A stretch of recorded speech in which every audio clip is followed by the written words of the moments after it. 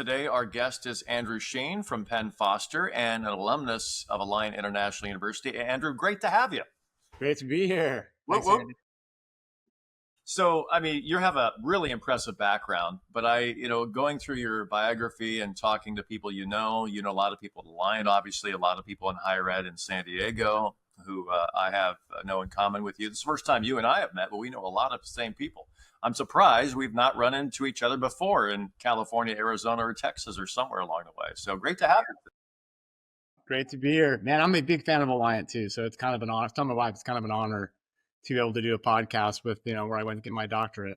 Yeah, we're fortunate you could make some time for us today.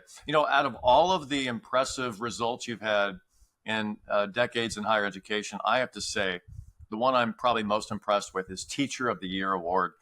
You taught K-12, I assume, right?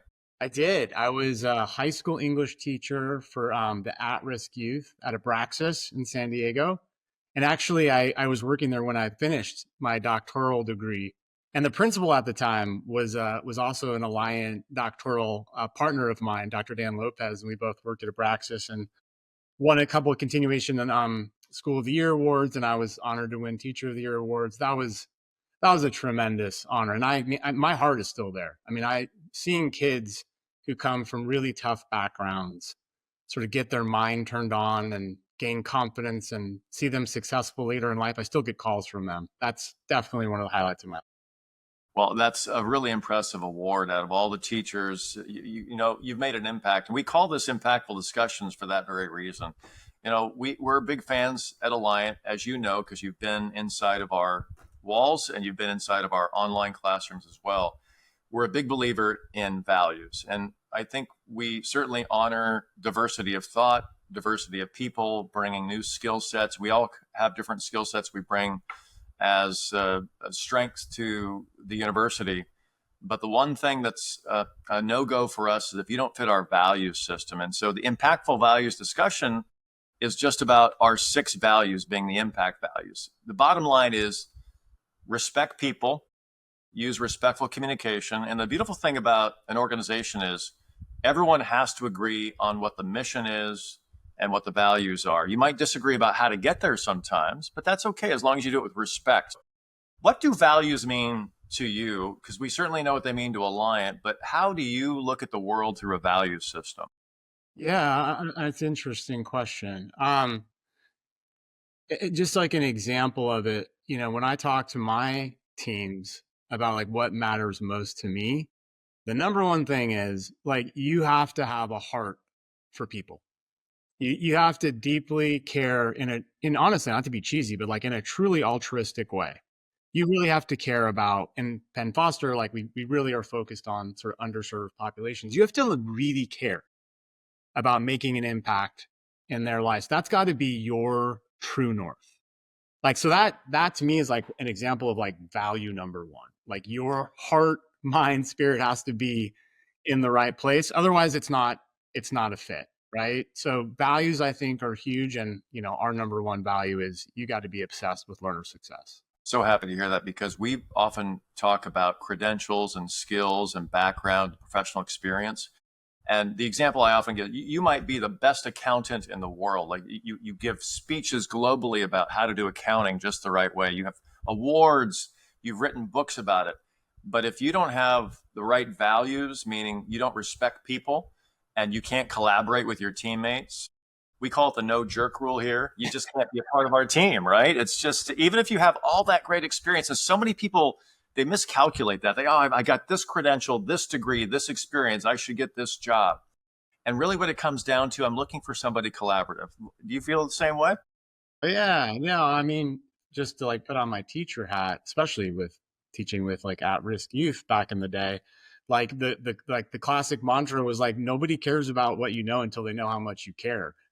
That's true. And so the same goes with like being a collaborative team member. Like you got to care and you got to be able to work well with others. And yeah, it really matters.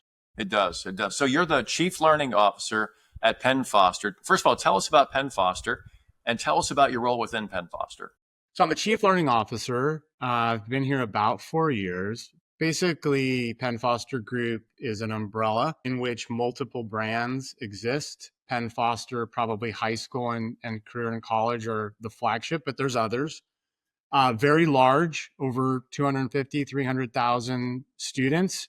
I think what sets Penn Foster apart are a few things. One, there's no Title IV loans. So it's radically affordable. People graduate, most often without any debt. It's very career aligned. So, for example, farm tech, medical assistant, veterinary technician, an electrician, a plumber, those are the kinds of degrees that we tend to specialize in. I think two other things that make Penn Foster interesting outside of its sort of like flexible, innovative online model is that we have built up very strong B2B partnerships. So, for example, we are the high school provider for most Fortune 500 companies, Walmart, Taco Bell, Disney, Ford, like you name it. And so we're able to get a ton of feedback from the industry about what kind of skills are really needed. And like that feedback loop has been great in addition to the partnership. And then I think finally, because of our scale, we can test and learn and sort of rapidly iterate. We've tried a lot over the years. Not all of it has worked, but we've sort of honed in a couple things that really do. And we're able to sort of come into a scaling of evidence-based design approaches that are creating, I think, like a really legitimate learning experience. Let's focus on something you just said. You mentioned all the corporate partners you have. What is the skill that you think is under taught right now, underutilized right now, that organizations and corporations are looking for from your graduates? What's something that's on the cutting edge? Like in the last 90 days or so, what are you hearing from your corporate partners? They say, we need more of this, teach more of this. What is that? So it's a good question. So there's a lot that we hear. I mean, if you look at like the durable skills, for example, like it's like a sea of different skills that you need. I hear three things pretty commonly. I'm going to focus on one, but let me just name the three. Merging is AI literacy, especially in jobs that are being really impacted by it, right? If you're doing medical coding and billing, like you should really have AI literacy. But beyond even that, like you need to be able to leverage AI increasingly to be more productive, professional. So AI literacy is huge. You mentioned it earlier, but you need to be a good team player. You need to be able to communicate and collaborate. You need to be able to work on a team like that. That's critical. The third one, which is the one that honestly is like my passion, and it's the one that has been a consistent theme for many years. It's not like AI, like it's an emerging trend. This has been a consistent theme, which is critical thinking. And so when I was getting my doctorate at Alliant, one of my favorite professors was named Dr. Joel Levine, and he had a PhD from Columbia. And I'm pretty sure he never actually taught anything on the syllabus, to be totally honest. That's the best, yeah. Yeah, right. But he would just blow your mind. Yes. And he would almost like obsessively talk about critical thinking. And when you look, Andy, at any kind of report about what the future workforce skills that are needed, basically critical thinking will be like 1, 2, and like secretly peppered in like 3 and 4, because it'll be like problem solving, and it's really just critical thinking.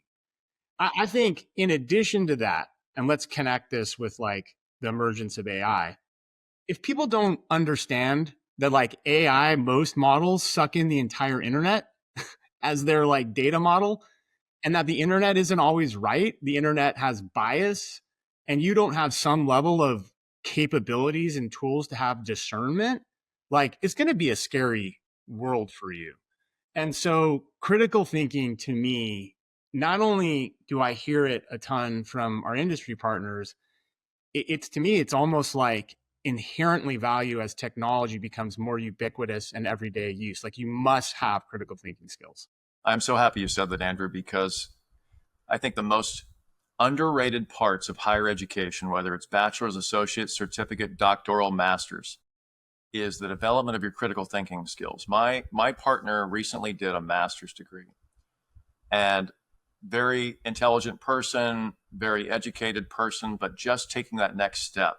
I saw over a couple of years' time in my own household, the development of even further developing the critical thinking skills, because it's like a muscle. If you use your brain in one aspect of a curriculum, it actually gets stronger for anything that comes at you in life, including your personal goals or personal issues or challenges.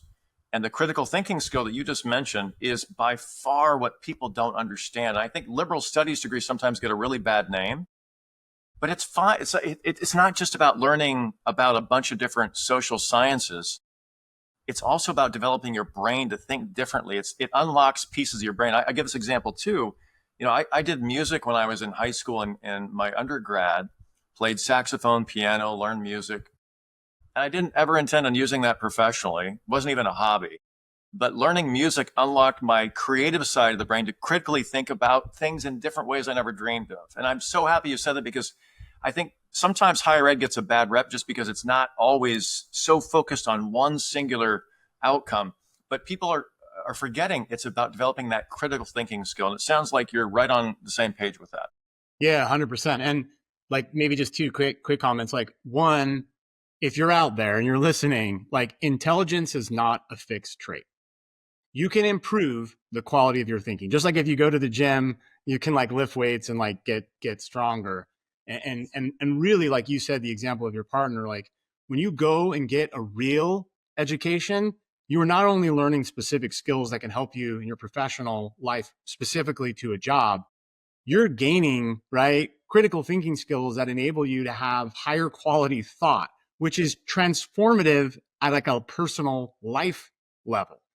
And so like, I agree, like that is a good example of like a skill that transcends beyond even just a job. It's like transformational for your life. It absolutely does, because it enables you to think 8 to 10 steps out. Well, if I take this action today, if we make this decision today, it's not just about what happens next and the next domino that falls. I want to know 20 dominoes from now, how does it impact that 10 years from now? These decisions. So this is what that skill tells you.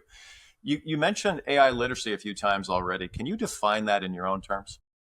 I can, although it seems to be evolving constantly. It does. It might be outdated by the time so, this yeah, like you're airs, hearing this in like a week from now. Like, can't be like that yet. We will time and date stamp this and provide that. There's three things that I think about. Now, obviously, like AI literacy is much more comprehensive, but there's three things that I think about. One is I want students, I want people to understand what's behind the veil. And by that, I mean, this isn't like magic. I mean, sometimes it feels like magic, but it's not magic. It's actually just like really advanced statistics and machine learning and training. And it's been around for a long time. I mean, you've like heard of IBM Watson, like this is not entirely new. Now, the large language models are new and emerging fast, but I want people in a good AI literacy experience to understand what's behind the veil, right? How do you get that output? What's actually going on in the background? I think the demystification, the like reality of how it works is super helpful for people. That's like one. The second, which we kind of touched upon, is that you need to have some kind of discernment and ethical understanding of how to use. So you and I in higher education, AI is not the tool that you use to cheat on all your tests and write all your papers. Otherwise, no critical thinking happens and the AI gets smarter and you don't. Like that's not the goal, right? In addition, you have to understand that these tools don't always tell the truth. They're not purposely lying to you, but there's inherent bias in the data sets. And so you have to have some capability of questioning and discerning and ethical use. So like that's two. And then the third, which is where it gets more fun, is like productive ways in which you can use AI. And in that, I think especially is prompt engineering. You need to know how to ask the right questions in order to get the best possible answer to solve whatever it is that you're trying to accomplish. And there's an actual sort of art and science to it. What's the best way for someone to learn AI prompting in your opinion? So there is I sort of give credit to San Diego State because I know it's like a bit of a competitor, but San Diego State Global has a free AI literacy course that I have required every single one of my ed team to take.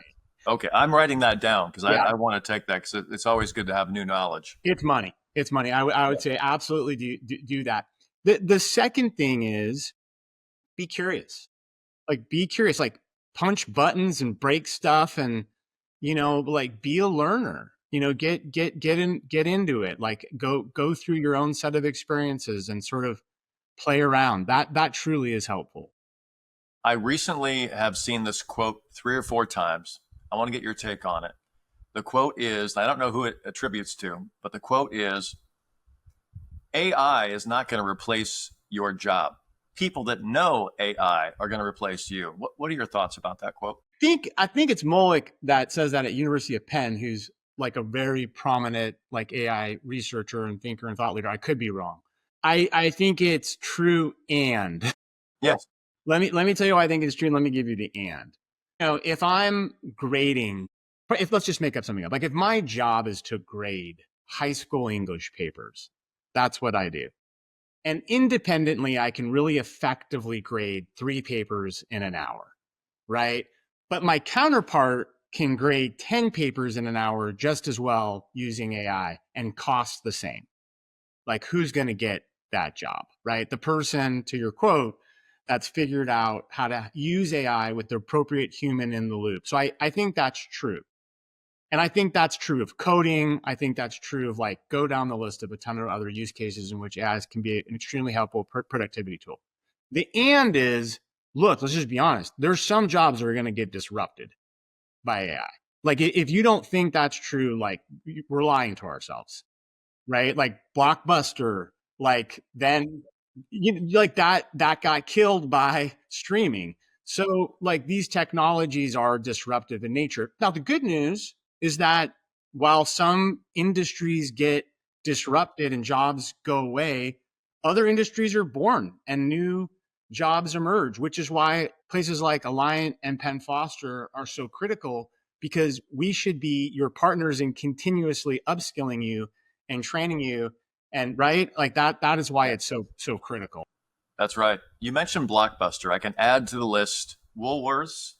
I can add to the list soon to be maybe CVS or another pharmacy chain. I can add to the list Kodak. Totally. These are organizations that failed to adapt when all the signs were there. Who do you think is next, or what sector is next with AI? Who could fail and not be a part of the AI revolution? What do you think is most at risk right now? I mean, to be provocative, I think higher ed and I Yeah. think K-12 Yeah. need to get really serious about their value proposition. I think increasingly you will see AI become a personalized individual tutor. I think you'll see models that are able to create content fairly rapidly and increasingly more affordably. That's not today, but that's not 5 years from now. So I think folks that are offering paid learning experiences, especially in higher ed, need to really be clear about their value proposition, because AI introduces new entrants into the market who potentially could be, radically affordable, career aligned, and like more innovative than some of the organizations that are sort of like stuck in like bureaucracy and the old ways. So people have been saying for a long time the education sector is like in line for disruption. It's like sort of happened, but it's not Yeah. been like the Dust Bowl It's one of like the last equivalent. ones to change, really. Yeah, it is. I think the time is coming I where totally agree. yeah. I think higher education is so entrenched in 250 years of tradition that almost every sector has changed, but we have not. And it is time we kick that door down. Yep, I agree. And AI can be certainly a big part of that. Not the whole thing, but a big part of that. Have you gave us the tip of San Diego State Global and the free AI course. Thank you for that. I'm going to look at that one. I'm sure our audience will too. I'll give you one. Maybe you've already looked at it, but our audience may have not. I don't know if you've upgraded ChatGPT to the Pro version. It's a little expensive, but well worth it, in my opinion. 100%. There's a feature that came out about a month ago called Deep Research, the Deep Research button. Have you tried that one? It blows your mind. I have. I love. I'm a Chat GPT for, but there's other models, right? There's Yeah, Grok, there's sure. Claude, like Yeah. everybody's got like a different flavor. But I love that feature, especially like I'm guessing Andy, like you and I, who love to research and who love to like dig deep into stuff. I always felt like Google Scholar was going to like be some Yep. version of that, but I Yep. always just felt like lost in like an index of like what felt like online library, like large library, Yeah. like trying to look for stuff and never find anything. So no, I think that's a great feature. It is amazing what it can do. The power it must take to do that, because it takes about 20, 30 minutes to generate a report. But I think the deep research button within ChatGPT Pro is going to put a lot of consultants out of business. Market research, what programs should you do? What's the audience? What I love about it is it cites the sources. So to your point earlier about AI hallucinations or AI, bias, what I love about the new feature called Deep Research button is you can check your sources. It tells you where it pulled it from, so you can go read it yourself and then make sure it's all good. I love this. Yeah, 100%. It's just going to get better from here too. I can't imagine what the world of AI looks like even a year from now. Yeah, I mean, like think about, I mean, Andy, like you guys offered, like obviously I'm a big fan of the doctoral programs there. You guys offer great doctoral programs. Imagine doing your dissertation like pre-internet. And I think in 5 years we'll say, imagine doing your dissertation like Chat GPT research function. Absolutely. I mean, I went to school, grade school in the 70s and high school in the 80s and college in the mid 80s. And I remember writing actually on a typewriter, typing right out and looking. Remember the stack of books you would bring home from the library? Yes.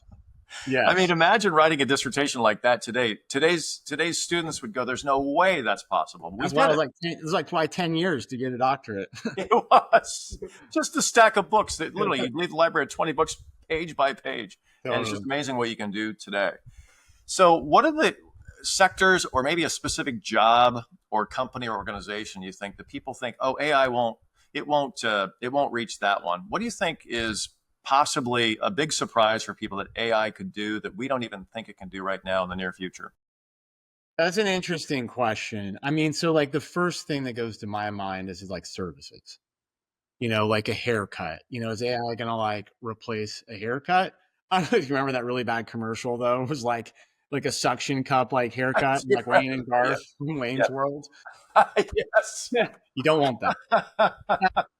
But at the same, so I say that that example, and let me give you like why I think it might surprise people. I also think of like skilled trades, which Penn Foster. One of the things when I first came to Penn Foster, I was sort of most surprised about was the skilled trades. Like, oh my gosh, a plumber makes that much money.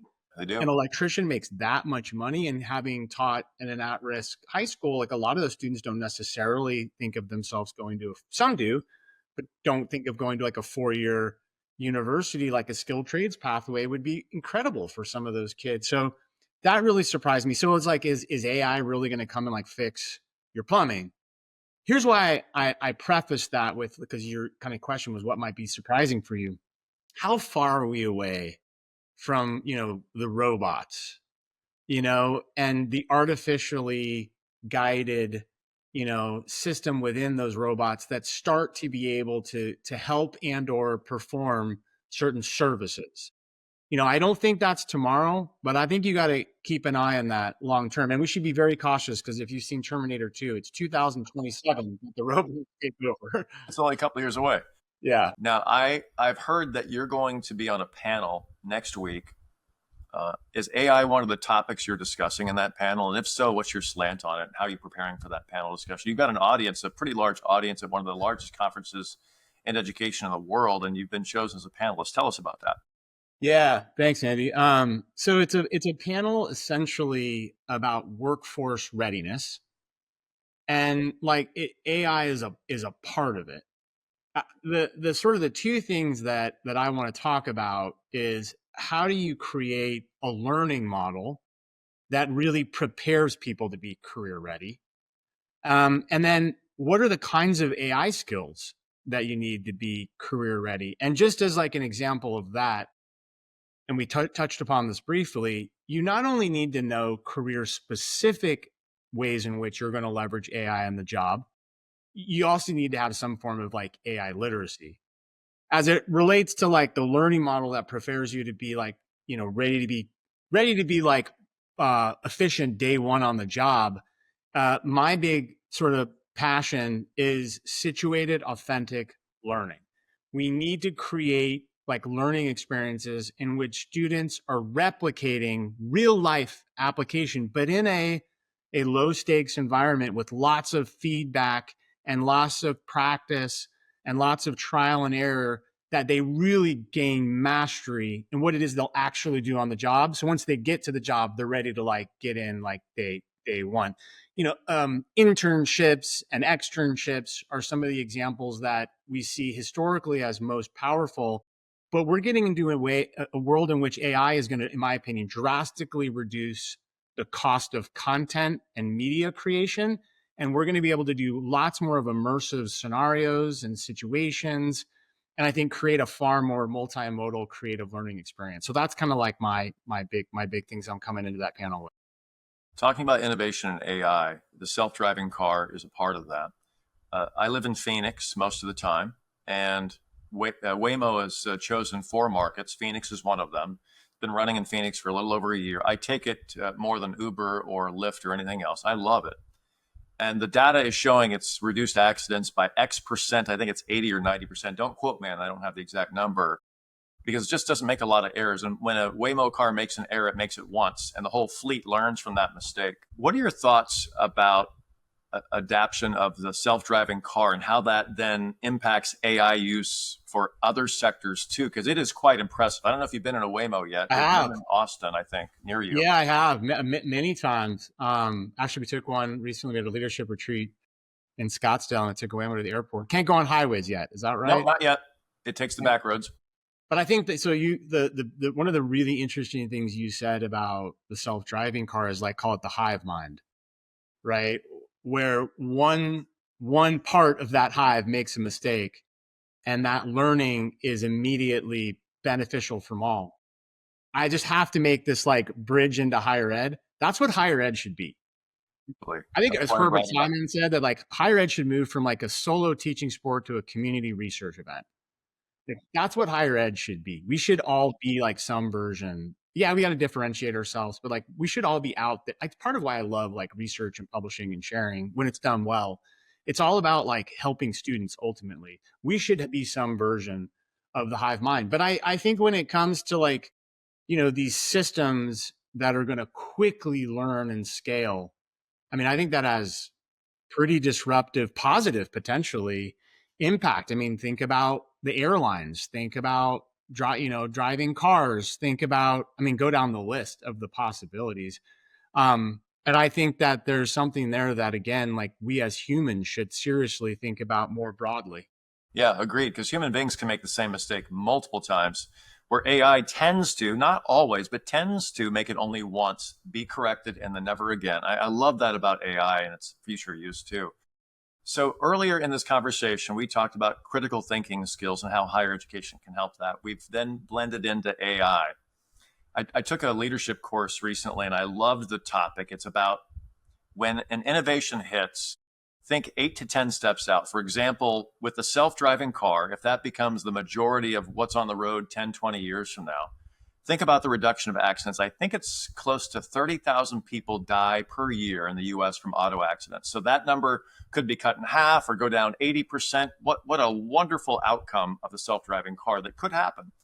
But then think about sectors that impacts. One of the most interesting I heard was, what about organ donation? Because I didn't realize this, but a lot of organs, if not most of them, come from car accident victims. So wow. you think about critical thinking, like, okay, what if the AI replaces this and does that? Just one topic can extrapolate out 10 steps. You go, wow, I never even thought about that. It's going to change this sector, even though it's not even connected to this sector. I love that kind of thinking. And it sounds to me like you do too. Any more examples you have of how we can better tune into our critical thinking skills to adapt to the future? Do.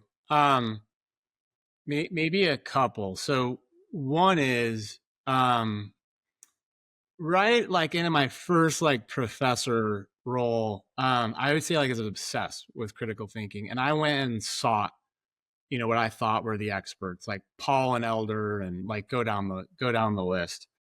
One of the common themes I heard was that we have to make, and I sort of like use a fancy word here, but you sort of have to make critical thinking less esoteric. Right? Let me just give you an example. If you're listening to this, ask 10 people to define critical thinking for you. right? And see what happens. I'm going to bet there's very little like commonality.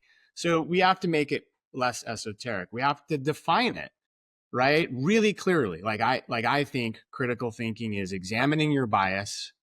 It's considering multiple perspectives. It's having some kind of reflective skepticism, and it's using that to have a more informed view, which shouldn't be like 100% in stone. It should be like continuously evolving, right? Like that's my definition of critical thinking. But the point is, we have to demystify it. We have to make it less esoteric. We have to make it more clear and approachable for people, right? That's like number one. Number two is we have to ask, as educators in particular, we have to ask great questions, right? You use like higher education being like, instilling liberal arts, for example, and in the doctoral programs, especially like higher forms of thought. That doesn't happen through just like didactic lecturing in which students like passively, right, like get all this input, take the quiz, and then dump it out at the trash can when they forget it like 2 days later. That's not great questions. Like Socratic seminar, and within a Socratic seminar, like asking questions that are open-ended, asking questions that are provocative, asking questions in which you might have to debate different points of view, right? Like, so asking great questions, I think, is a key part of it. And then the third, and this is, I think the third is maybe the hardest. I think in order to really develop critical thinking skills, you sort of have to challenge. You have to challenge some of your own beliefs and thinking. I'm not telling you to like upend your identity, right? Or like upend your spiritual beliefs. I'm not saying that. I'm just saying like if you really want to develop more like poignant critical thinking skills, you have to challenge some of the things that you think. And maybe you end up affirming them even more. But you have to be opening to challenging, what you think about things and providing some kind of like real evidence to back it up. I think if people are honest, a lot of times they just think what they think because they've just thought that way for like 20 years and never Right. really questioned it. Right. So you got to sort of get curious and challenge your thinking. Yeah, I totally agree. I think the world is more gray than we want it to be. I think human beings naturally want things to be very structured with an outline, black and white. It's very binary. And in reality, even nature itself can be very gray sometimes. Really, the answer sometimes is it this or that? And sometimes the answer is it depends. It depends. Yeah, but that's beautiful, right? I mean, so one of my favorite learning books is called The Road We Make by Walking, and it's by Pablo Freire and Miles Orton. You probably heard of Pablo Freire, Pedagogy of the Oppressed. Miles Orton led the reading literacy programs during the civil rights movement, both just like amazing educators. And in the book, they like one of the key questions, like, what's the mark of a great education? And they debate and they debate and they debate like you imagine they would. And then they come up with like basically restlessness. That's the mark of a great education, like mystery, restlessness, because it is gray. My first leader mentor said to me, Andy, get comfortable with ambiguity. Welcome to executive leadership. Yeah, that's exactly it. Now make a decision. Yeah, right. Like, That's excellent. What's next for Penn Foster? What's the big plan strategically for Penn Foster? So we recently brought in a new CEO, Kermit Cook, a new chief product officer, Thais, who was the former head of AI at Cengage, and a new CEO, John Dobbs, who is the head CEO at 2U. So we've got some real talent right now, and I especially like our CEO he is like, I'm not just saying, like he's a transformational leader, and so I think he's really inspired the organization around this notion that we're going to double the completion rates. And that's what we're obsessed with. We're obsessed with in 5 years from now, we're going to double the completion rates. This year, it's going to be 10%. Next year, it's 15%. Last year, by the way, it was 8%. So we're on the path to dramatically improving completion rates. So like at the end of the day, like that's our North Star. I think how we get there is scaling things like we call it the LADS, which came out of a design lab, which is like our learning model, which really stands for learner centric, situated, authentic, active, differentiated, skill based. There's a lot there, but just like at a high level, that's our learning model. So scaling that, which we tested in the design lab and had a lot of success. I think continuing to build out really strong B2B partnerships and really making sure that we're hearing from the folks that are hiring our students and aligning the skills that they're learning, as well as taking advantage of like tuition benefits so that folks that work for them can also get upskilled on the job. I think that's a key thing that we're going to do. And then, one of the flagships of Penn Foster is Penn Foster High School.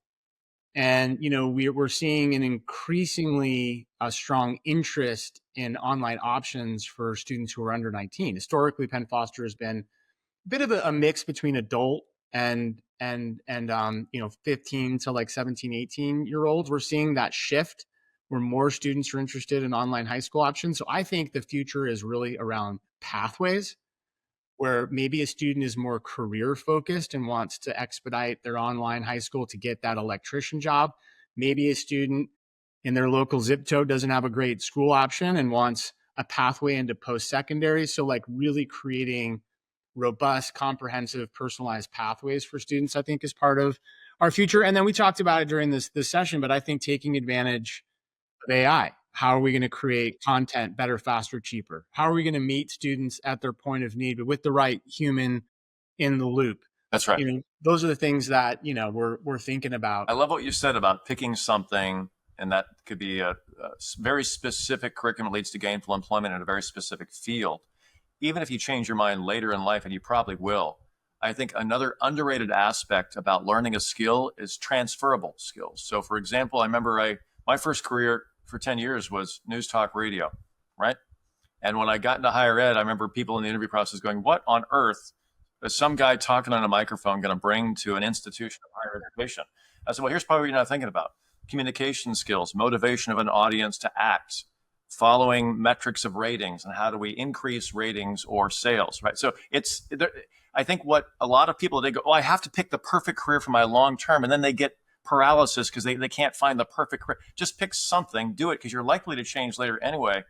But, to your point about critical thinking skills, there's also, besides critical thinking skills in any curriculum you choose, there's transferable skills, and that's communication. It might go from this career to that one. So I'm so happy you brought that up today too. And it sounds like Penn Foster embraces that too. Yeah, it's funny that we all have different names for them. I used to call them skills that transcend. Yes, that's a much better way to put it. But transferable skills, durable skills, the 100%. I think, and your point about switching jobs it's just true.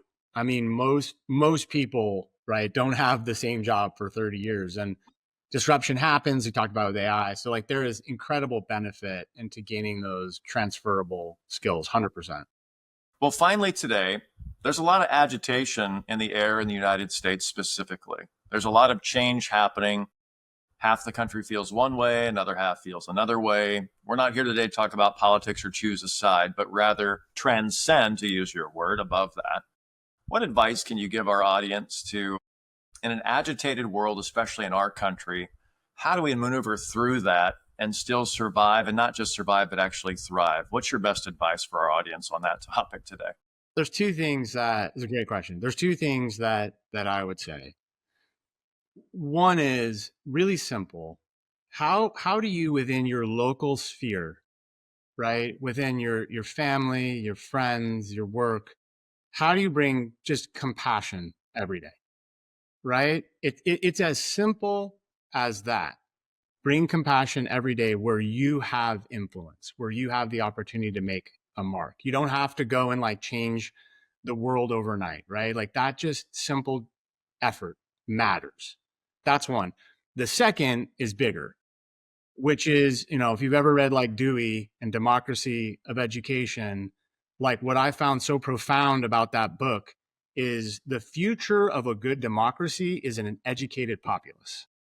So we must, in America, make sure that our students, whether it's K-12 or college and beyond, are getting a real education. And a real education means you can read, you can write, you have critical thinking skills, you have the ability to discern propaganda versus not, and you're an informed voter. That doesn't mean you're necessarily going to vote one way or the other, but you're an informed voter who's capable of sifting through all the crazy stuff that's out there right now and coming to some informed perspective. And I really believe that a quality education is at the foundation of what's needed. On that note, I'm surprised how many people online think that just because a meme or some sort of graphic says something, it must be true because it's in graphics, right? So it must be. If it's published on Facebook, it has to be true. So let me share that with everybody. And in the meantime, it's really not. So yeah, thank you for bringing that up. That's a really important. Amen. Well, Andrew Shean, thank you for spending some time with us today. You are a good man. You speak from the heart. Love that. Love the value system that you have and your organization has. And just been an honor to talk to an Alliant alum today and someone that's highly successful, not just in higher education, but in life in general. Thank you for the time. Any closing comments from you? I mean, just like talk about transformational education. My doctoral education at Alliant was transformative. My chair for my dissertation, Dr. Joe Marin, is a family friend to this day. I still have dinner with him and his daughters and go to their plays. And Dr. Levine, who I talked about, PhD from Columbia. Dr. Marin, by the way, was a PhD from Vanderbilt, really instilled a passion and critical thinking into me. I always talk about my doctoral experience at Alliant is where I actually learned how to think. And so my parting comment would just be my appreciation and gratitude for an incredible doctoral and learning experience at Alliant that for me has been influential as I've gone out into the world and tried to spread the good education love. So thanks, Andy. It's great talking with you. You as well. It was a great honor to have you on today and a great honor to have you as one of our alums. Thank you, Andrew. Bye, everybody.